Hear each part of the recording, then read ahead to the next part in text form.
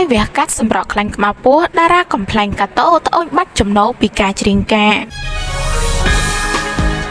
ក្នុងមួយឆ្នាំតារាកំ ប្លែងអ្នកនាងសុកចន្ទធីតាហៅកាតូអាចរកប្រាក់ចំណូលបានច្រើនគួរសមពីអាជីពច្រៀងការដោយឡើងថ្មីនេះនាងបានត្អូញត្អែថាបានបាត់ចំណូលច្រើនពីអាជីពនេះបានបាត់ធៀបនឹងឆ្នាំមុនដោយមហាជនបានដឹងស្រាប់ហើយថាក្នុងរដូវរៀបការម្ដង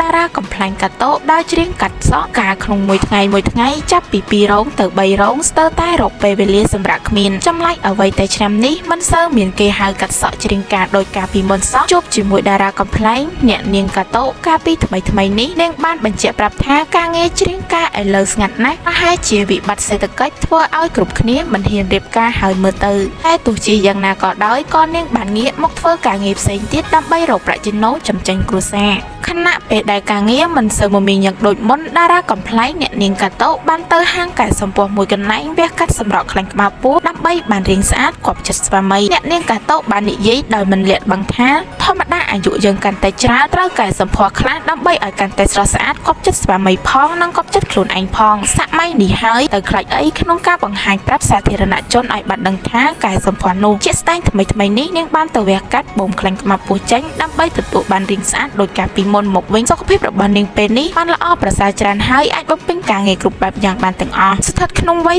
46ឆ្នាំតារាកំ ប្លែងកាតូកំពុងបណ្ដុះបណ្ដាលកូនស្រីឲ្យដើរតាមគន្លងរបស់ខ្លួនពីព្រោះនាងមានដងខាងសិល្បៈដូចជាម្ដាយខ្លួនផងដែរហើយទោះជាយ៉ាងណាអ្នកនាងកាតូចង់ឲ្យកូនស្រីរៀនសូត្រឲ្យបានជ្រៅជ្រះជាងមុនសិន